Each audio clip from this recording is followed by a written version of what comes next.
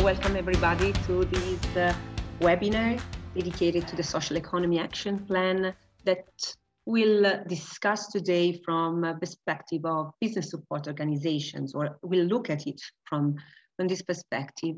My name is Chiara Davalle, I'm a project manager at EBN, and together with me is also Michaela Letnova, who's my colleague, and together, let's say, we are coordinating the Better Incubation initiative. So focus of this session is indeed the Social Economy Action Plan. I literally copy-pasted a couple of sentences that are in the introduction of the plan that I think give us the flavor of what are we speaking about, of why are we talking about this, and more broadly, why networks like EBN are more and more involved in this area, let's call it this way. So we speak about 2.8 million social economy entities in Europe that offer concrete and innovative solutions to key challenges we are facing. And indeed a plan that is aimed at enhancing social innovation, supporting development of social economy, and boost its social and economic transformative power. So it won't be me discussing or speaking about it, but I'll count on the contribution of our speakers, Guy Lejeune and Karel van der Poorten, respectively from DG Employment and DG Grow. But before giving them the floor, let me give you a couple of information about Better Incubation, which is the program that is organizing, let's say, bringing you this session today. So it's a 2 years initiative funded by the European Commission to kickstart an ecosystemic change in the incubation ecosystem in Europe, to bring indeed incubation and business support services closer to the whole society.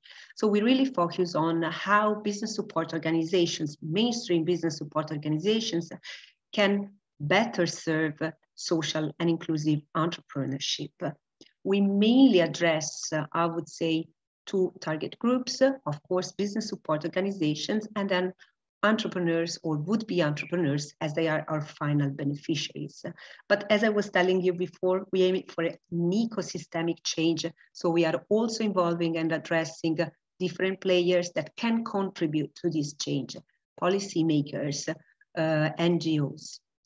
So EBN, I was telling you, is coordinating this action, but together with us, so I mean, we are running these hand in hand with other 2 European networks, Impact Hub and EVPA, and together we joined forces to really make these objectives happen or getting, let's say, achieved through a series of different activities I will briefly mention you. But the idea is really to bring different perspective on how we can best support inclusive and social entrepreneurship.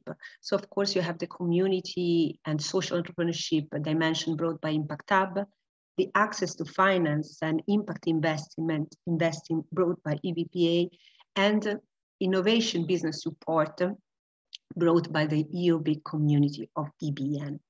Together with us are also other networks that we invited to really enrich these perspectives with other inputs, and they are Caritas Europa, Cooperatives Europe, MS, and ENSI. These being maybe a bit unlikely allies for us till now, but over the last year and a half, we have seen how it's important to really go beyond the usual partnerships and cooperations if we want to make these changes happen. Different activities, I would pledge capacity building for business support organizations, cultural change, so connecting with the wider ecosystem, impact assessment framework, both for incubation programs dealing with social and inclusive entrepreneurship, but also for the entrepreneurs, and then the definition of new alliances, as I was telling you before. I won't tell you about these all these events, but just look at our website, because indeed this is what Better Incubation is for, allowing whoever is interested could contribute to these objectives or join us. Well, we have 6 months, upcoming 6 months, very dense and rich of events, networking, learning, capacity building opportunities. So maybe just a note on the next upcoming, let's say, training session on youth entrepreneurship support, which is part of a series of workshops dedicated to inclusive entrepreneurship support. You will get the slides, so you will have access to all these links and information. But basically, it's about giving access to everybody and to, let's say, give everyone the chance to be an entrepreneur. And that's why we are here today, because the Social Economy Action Plan is also stressing the role of business support organizations in making indeed their objectives being achieved. And business support organizations are mentioned in several steps or several elements of the Social Economy Action Plan, with in their measures indeed listed there. I don't want to enter in this too much, as I think Guy and Karel will do so. So we'll have now half an hour where Guy and Karel will really introduce us better the Social Economy Action Plan and the opportunities, but also the expectations, I would say, towards our community of business support organizations. Let me remind you that the session is recorded, so you will have access to it later on. There is a chat function you can use to share comments, questions, while speakers are speaking. We'll collect them and then we'll run a Q&A session at the end of these speeches. So I think Guy is going to start. So Guy, the floor is yours. Thank you everybody again. Thank you for inviting us. The thing is that, yeah, as you said, I'm working in DG Employment of the European Commission, and I'm senior expert in entrepreneurship. I'm that senior that I will retire at the end of the month. I want to start with a sidestep. In fact, when at first we discussed this webinar, you let us know that there was a big interest of the members regarding the funding possibilities available under various EU and national instruments.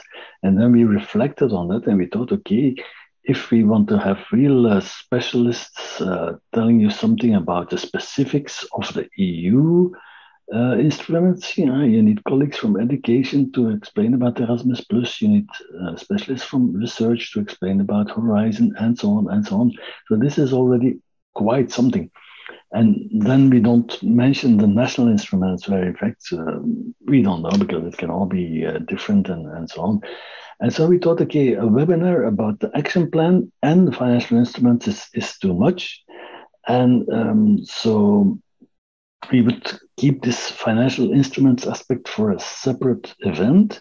But I wanted to tell you that there's already quite something out there, and there's also a big initiative coming, and that makes the link to the action plan, because in fact quite some information is already available, and I will use the chat to give you the link to the homepage of my unit. In fact,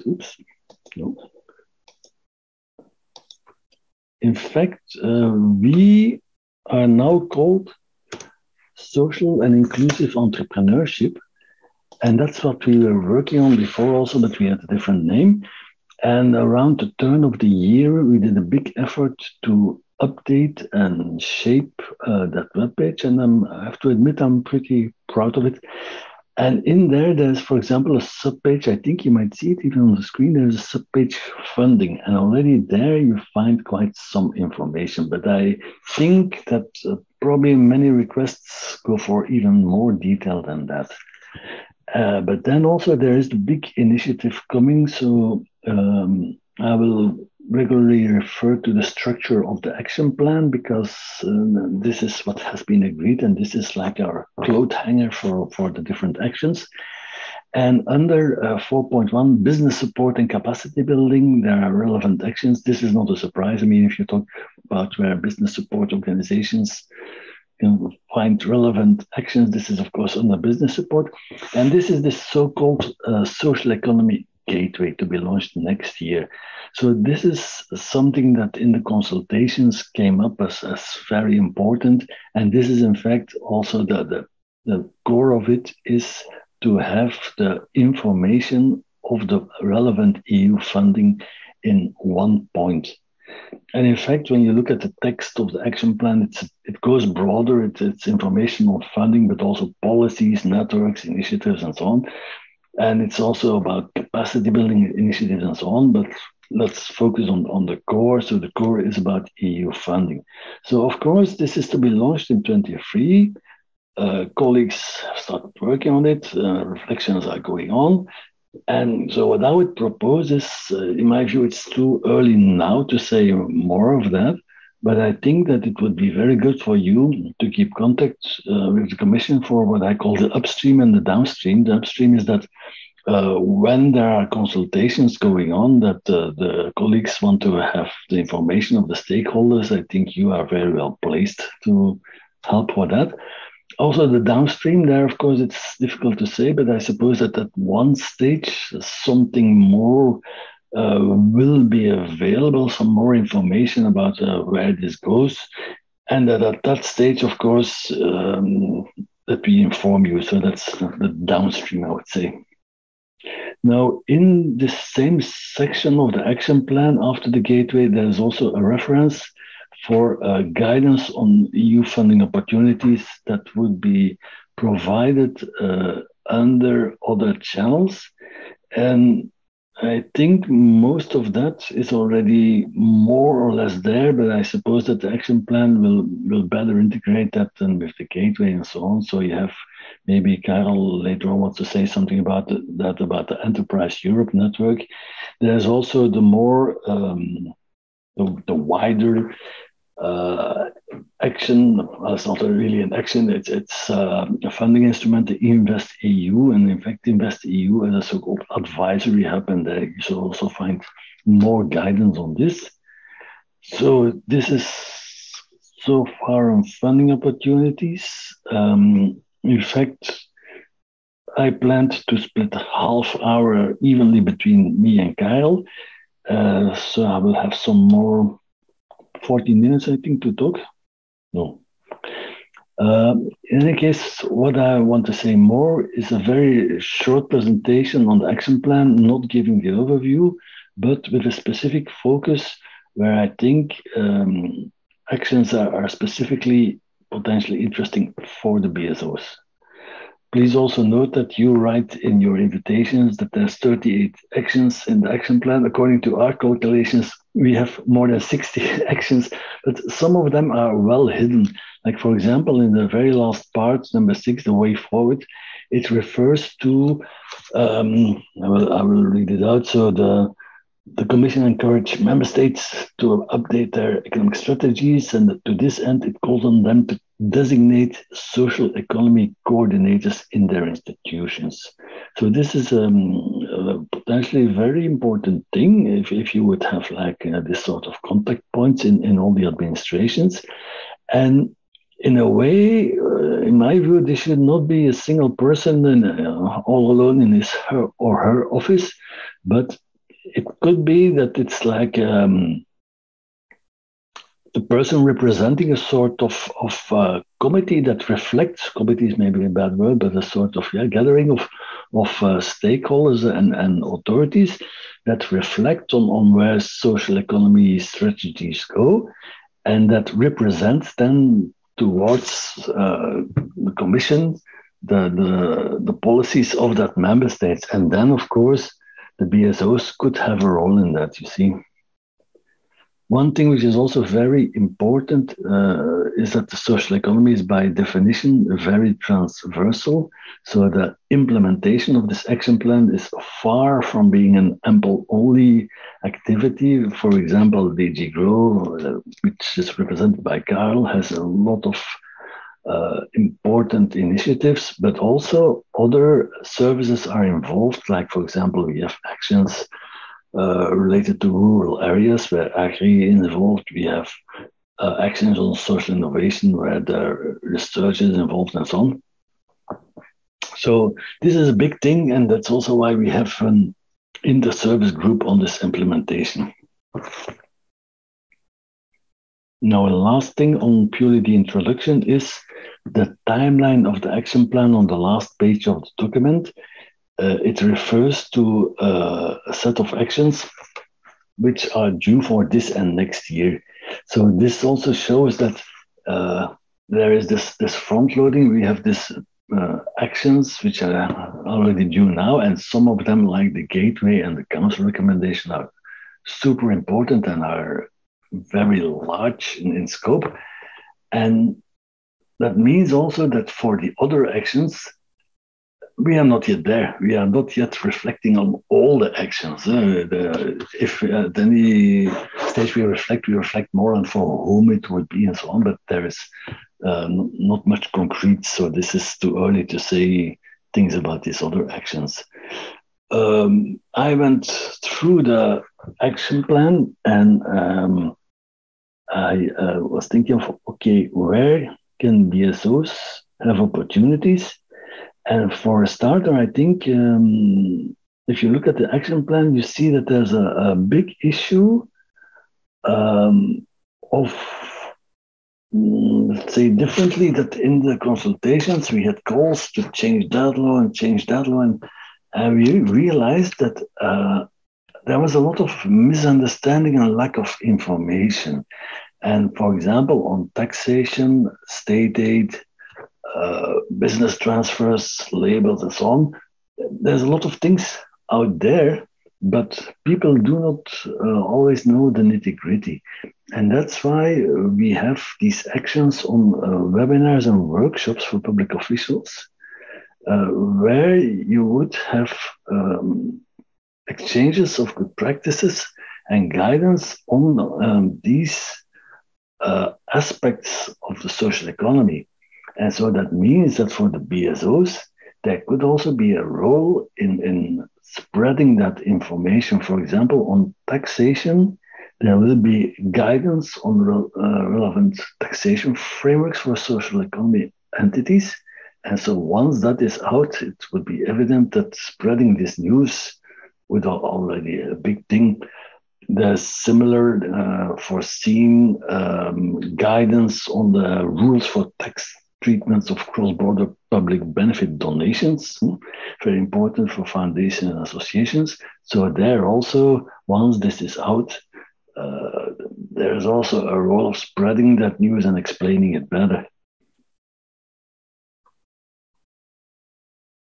And then I had 3 other possible opportunities for BSOs. One is that, and in fact, this goes together with this social economy coordinators and with these aspects that are a bit hidden among the initiatives of the action plan, but which are pretty important. There is this under 4.1 again. Commission will support the development of social economy representative networks, in particularly in the member states where the social economy is not that developed. And that's something we saw in the public consultation. You have, it's known also from the scarce data that we have on the social economy. There's a very uneven development between the member states. Not only development, but also, of course, the starting point where they come from. And this is also reflected in the organizations or the lack of organizations of the social economy representations. So there may also be a role for the BSOs. And then there is also a very important thing. It's in the action plan under access to funding. There is a whole issue of social impact measurement. Where the Commission will support the mapping of the existing practices and launch trainings for our stakeholders. And we also put there that the Commission will work with stakeholders to develop simple standard methodologies for assessing social impact. So there is expertise in the OECD. The OECD came already out with a first report, but they will further work on it. But of course, in BSOs and specifically in the Liège consortium, you have already quite a lot of expertise. So there also we have to see what could be the role for the BSOs to share their expertise and so on. And then finally, maybe I'm going a bit too fast. Karel, you will have to speak longer. There is also another thing which is a bit hidden is under 5, enhancing the recognition of the social economy. There are these communication activities. So there also we have to see when this communication approach is developed, it's also said it would be done in cooperation with the stakeholders. So again, there's a role for the BSOs there. So Karel, I give the floor to you. By the way, for people that don't know it, I'm here for Ample, Karel is here for Grow, but there's also Estelle Baconnier of Ample who is present, so she might intervene. Thank you. Thanks a lot. Thanks, Guy, for introducing me. Also to bring me into this rather new network for me, to be honest. I know how the project works and the main ambitions, but I was never really engaged with the practitioners, let's say. So I'm very happy to have the occasion to speak to you today. Guy introduced already plenty of interesting hooks on the social economy action plan and what it will be bringing in the next few years for you, but for social economy in general. What I will try to add to that is several elements that we work together on with the colleagues in DG Employment and Social Affairs, but also some specific topics that are close to the competences of DG Grow. So I'm responsible policy officer for social economy in DG Grow, which is the Director General for Industries, for SMEs, for the single market, and for entrepreneurship in the European Commission. It's very nice, and that's always how I explain this, that social economy is a shared competence, let's say, between Grow and Ample, because it's a social but also an economic aspect in the world. It speaks for itself, but this is very important, of course, to stress and to also make sure that within the industrial landscape and within the industrial support actions, there is some space for social economy. And that's basically what we try to do every day. So if you ask me, what is your job? My job is to make sure that social economy gets more and more attention in mainstream business support actions. So therefore, I think it's very much related to what you are doing as well. So let's start. I was requested to speak about 3 different topics. The one will take a bit more than the other, as you will mention, but Guy left me some time to introduce, so that is very nice. So the first one is promoting social economy at regional and local level. This is, of course, not something that is only relevant for DG Grow. It's as much as relevant for DG Employment, but also other DGs are engaged in this, such as Regio, but also Agri, for example, for the more rural and agriculture domains. The second one is business support and capacity building, which is, of course, very close related to several actions in Grow, but also some links with potential actions or current actions supported by Employment and Social Affairs. And then the third one is our transition pathway, which is something new, not very known yet, but I will tell you all about it. The bottom line is a transition pathway wants to support in the next years the green and digital transition of social enterprises, summarized in one sentence, and I will explain you how we wish to do that and how we want to engage with you and many other stakeholders. So let's start first with, let's say, the more regional and local level. Since 2018, we have started the European Social Economy Regions projects. I think that some of you are already engaged in those projects, so maybe it's not new It's definitely not new, but maybe it does not sound not familiar for all of you. Basically, it targets not private social enterprises, it targets regional authorities that want to support a local social economy ecosystem that have a direct interest to also exchange at the European level potential actions, interests, specific topics on social economy related to the wide spectrum. We work around 10 different topics in that sense. I will share everything that I will explain you also in the chat, so don't worry. And I will also send a small follow-up email.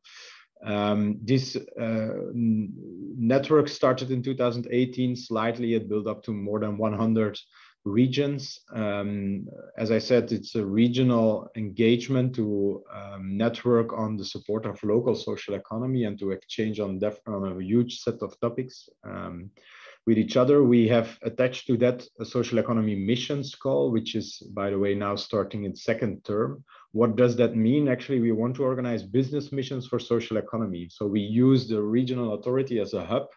That's some kind of a pooling system to bring their respective social enterprises into a mission to other areas in Europe. Of course, COVID-19, excuse me, was a bit of a game changer or even breaker in some cases, but I must say that many of those projects still succeeded to organize missions to bring their social entrepreneurs to their partners in many other areas of Europe.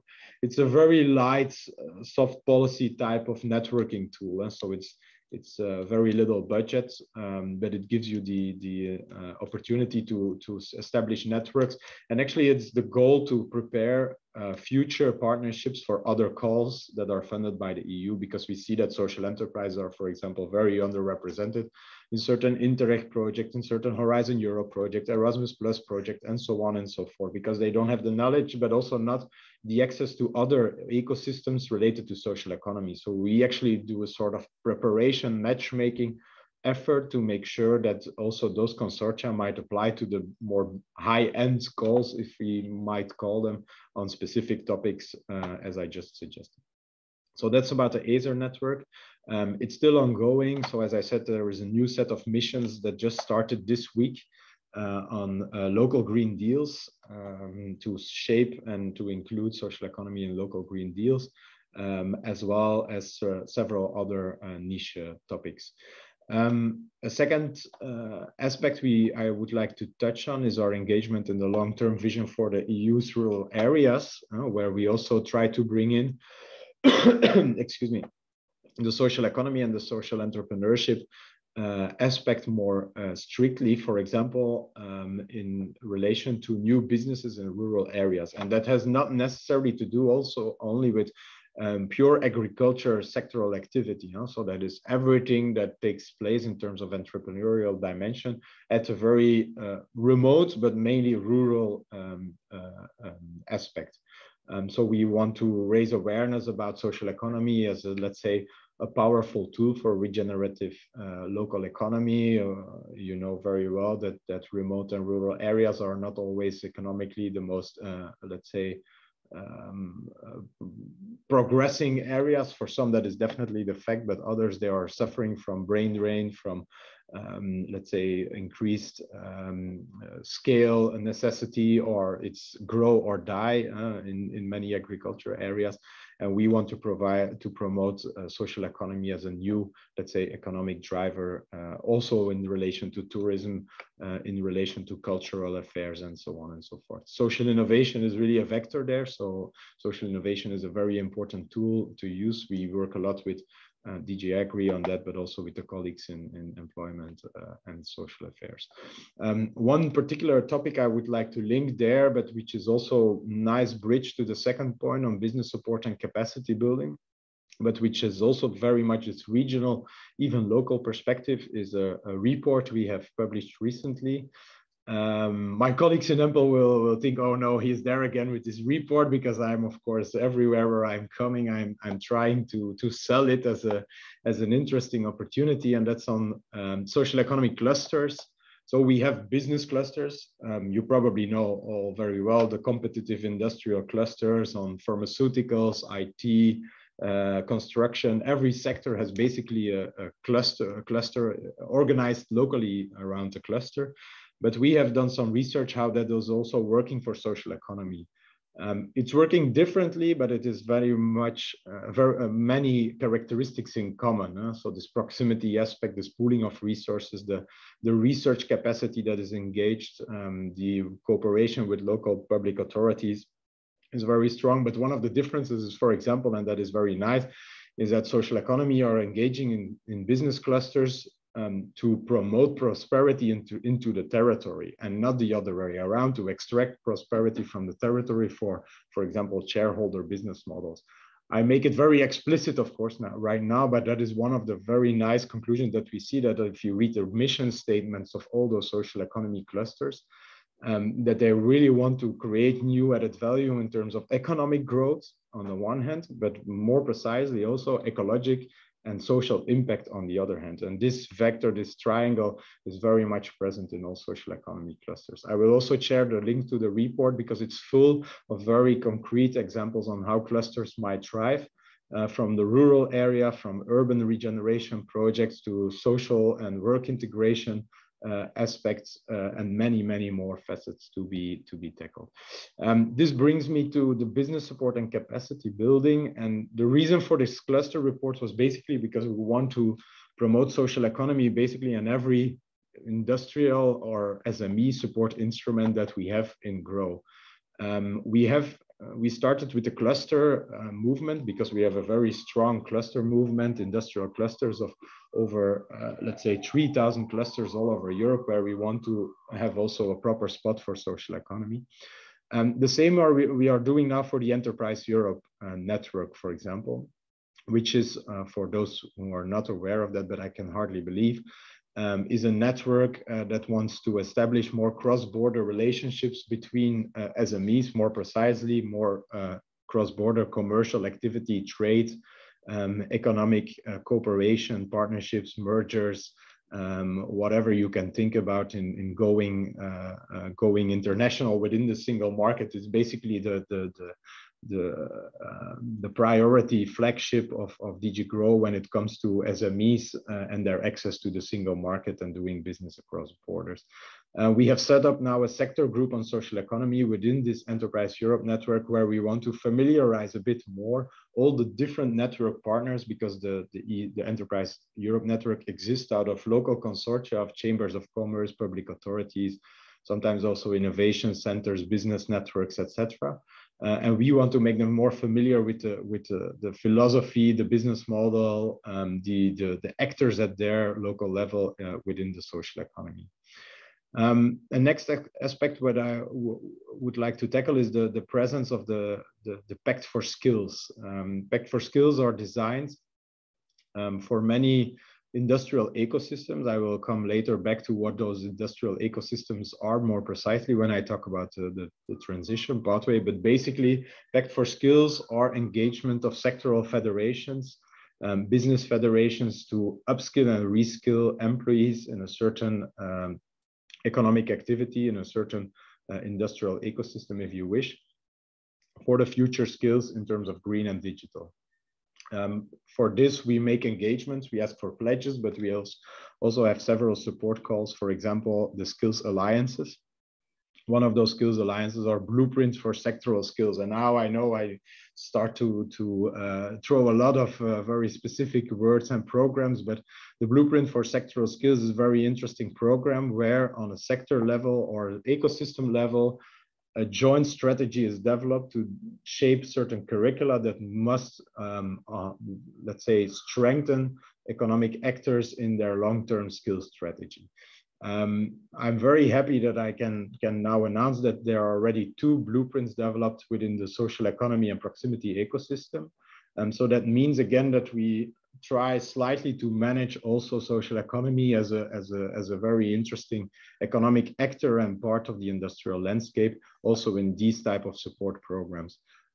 Just as a reference, before the first social economy blueprints started, we had blueprints in railway, shipbuilding, in pharmaceuticals, in car manufacturing. So very typical industrial activities and not necessarily activities that are known as social economy. So also there we try to pave the way in that sense. Which brings me actually to the last point, and I maybe should have started with that because that is mainly mainly our current focus and activity today, which is the industrial landscape. So we redesigned the industrial strategy into 4 main, let's say, industrial ecosystems.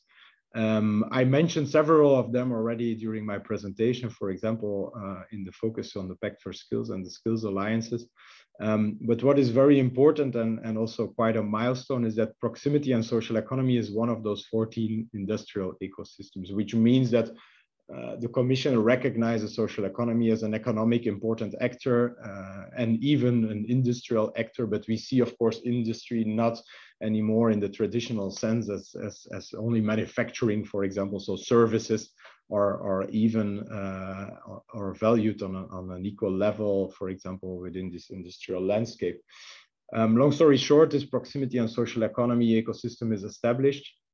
It wants to give the face of social economy within this within all these different actions that are already highlighted, but there are many more, of course, in future that will be developed. And we want to use this also for recovery, because this new approach to the industrial landscape started during COVID-19. The 14 industrial ecosystems were shaped, and we wanted to use this new approach to give ignition, to give a boost to the green and digital transition.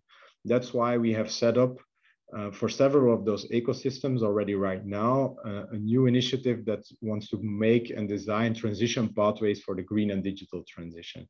This is basically a very complex manner to say that we want to support the green and digital transition of industrial actors with concrete support actions, but also with engagement and pledges from the sector itself. So it's a bit of a double vision there we wish to pursue, but more precisely to go in detail on very specific topics we have identified in an official staff working document, followed by a survey. And now in the next 2 months, so it's very interesting that I'm just talking to you today. In the next 2 months, we will organize a series of stakeholder workshops where we want to identify per specific topic needs, but also potential actions, but also potential pledges from the sector to enhance this performance in terms of green and digital transition. If you wish, I can just briefly introduce you to the main topics that we identified for the digital transition. That will be first data management and interoperability. And the second one is platform businesses and the shared economy, something that is, of course, very known in social economy, and where social economy businesses provide certain decentralized alternatives to the more standard or most known big platform businesses that we have. The activity, not the activity, but the presence of tech for good, so technology for good, specifically adapted technology for ecologic impact or social impact, and phenomena of social tech entrepreneurs. I can imagine that also you with the Better Incubation project are a main driver to support social tech entrepreneurs by, for example, developing tech for good. All those main topics are subdivided in several subtopics to have a very granular and detailed discussion with stakeholders, the sector, but also policymakers, experts, academia, etc. By the way, incubation is pictured as a very important aspect there, definitely in the social tech entrepreneurs, because we see that as a main driver to boost these alternative type of businesses, to boost also within the social economy tech enterprises, be it in a completely different scale and at a completely different level.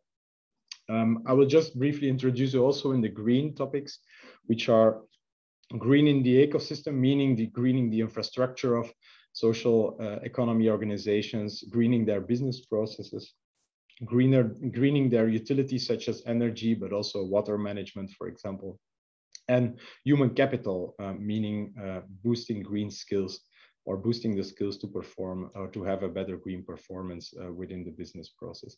The second one is, of course, circular economy, where social economy is the main driver. The third one are green innovations and business models. And the fourth one are partnerships and local green deals.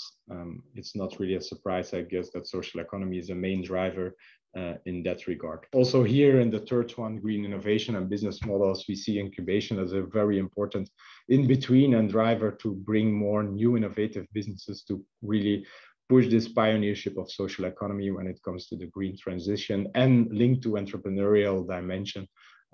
Besides the, let's say, the link to social and ecological cause. I think I can stop here. It's a very kind invitation to end to those workshops for you if you have a particular interest to join one of our workshops on the digital or the green. The first will already take place next Monday and Tuesday, but we have a second series which will be more actionable, as we say. So we'll focus specifically on actions, pledges, and engagements for the future, where they will be concretely designed together with the stakeholders. Please write to me a small message if you think that some of the partners might be interested. We will see where, in which topics and which parts we will still have some space. We are almost completely full, but I think that an incubation network has definitely its place in this discussion. So that's it from my side. I will share every link and every focus that I have mentioned in my intervention in a separate email and send it to all of you in the afternoon. Thank you. Thank you, Karen. Thank you very much. And thank you, Guy, as well. I think, I don't know, I took quite a lot of notes, a lot of inputs. Indeed, we'll share with you these links. Audience, I'm addressing you now. Do you have any question or comment you would like to share with Guy or Karel? In the meantime, a few comments from my side. First of all, about these, these two sides, the social and economic dimension, which really clearly connect with the goal of the EU BICs, which are indeed incubation players meant to really foster social, economic, regional development through innovative entrepreneurship, promotion and support. And so you see, in the end, social innovation, social economy, it's kind of in the DNA also of this network. But it's true that it's a lot about awareness on I would say on both sides, on both the mainstream and also the social economy and industry side. Because all the elements are there, but it's a matter of creating the space for these two sides to meet, exchange. And I received today, maybe many of you received today the newsletter by the European, the Social Economy Europe, that was mentioning the networks, the social economy networks as the place where magic happens. So where all the things that have been mentioned by Guy and Karel today can happen. So of course, each of you is going to make the action plan being implemented at local level, but you can count on networks like EBN, EVPA, or Impact Hub to equip you with the right tools, with the right networks, with the right also connections and knowledge to make indeed these happen. And of course, these are the three networks which are, let's say, working together, but we are now in a phase of the Better Incubation Program where we really call to other actors to join, to connect, and we are happy to act as a platform or place where we can share and learn from each other. I think that indeed you shared a lot of both policy elements, but already also a lot of implementation programs or actions that are already out there that I would invite each of us to check. For example, from our experience under Horizon Europe, under the European Innovation Ecosystems calls, there were a couple dedicated to social innovation and so on. Many of our members, I mean, not only BN, but also Impact members have been working together in order to exchange, to really develop or, you know, to learn from each other. And as you were saying, encouraging participation of more Eastern, for example, countries, organizations in this area, where I saw there something happening, and indeed I know there are several networks acting, and so I mean that's why we are here, in a way to facilitate these connections and also to give access to some of this information. As Guy mentioned, this is a first appointment. A second one will follow later on this year, where we'll focus even more on implementation programs. I see there is a comment or question, comment from Desislava, from Ruse Chamber of Commerce, and EUBIC. There was a lot of useful information, indeed, that we need to research on. I would say there should be even more efforts done so that policies and especially funding opportunities reach the so-called disadvantaged groups, entrepreneurial groups. Okay, so talking about inclusive entrepreneurship as well.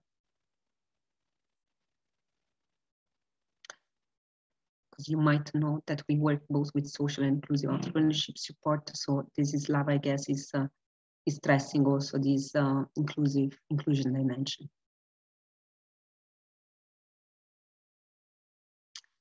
I don't know if you have any reaction, any further or last comment or element you would like to share, because we are about to close the session 7 minutes later. Just on this first comment related to funding opportunities, I know that the colleagues from DG Employment and Social Affairs have funded a funding guide to make social enterprises more, let's say, wise, or more to guide them more into the huge labyrinth of European funding.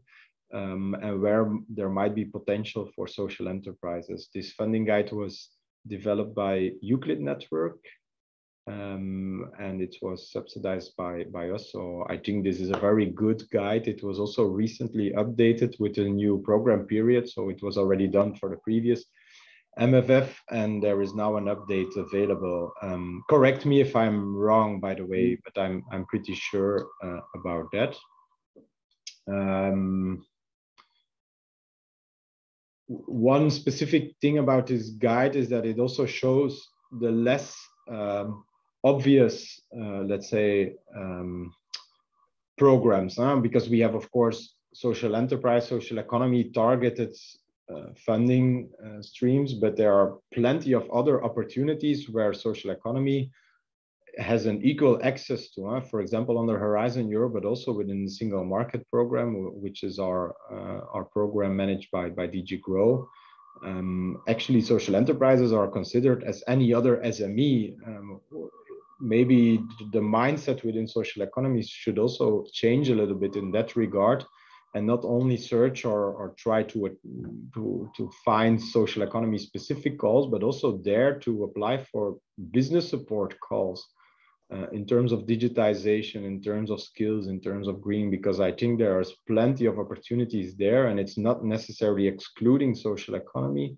And when they are excluding social economy or non-for-profit, it's also good that we are aware, because we try also to overcome that issue from within the Commission. But I think that's a really important aspect to clarify.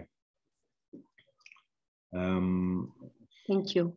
Yes, and I see that Estelle just put a link to the guide in the chat. Yeah, okay, thanks. And Guy is also has also posted about the guide.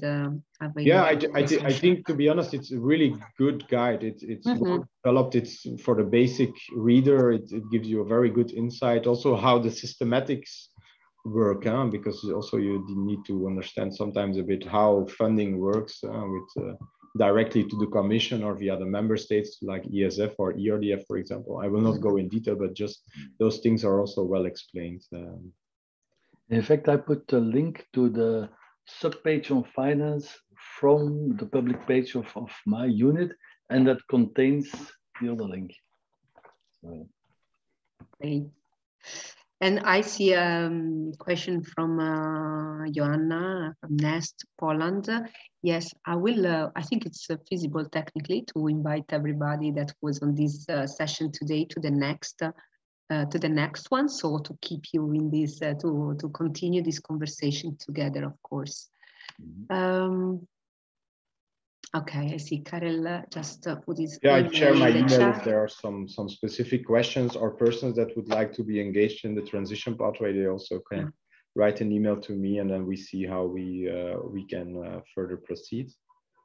I don't know if there were other questions for me. I got a bit lost. I've seen Shannon from Caritas Europa that is thanking you for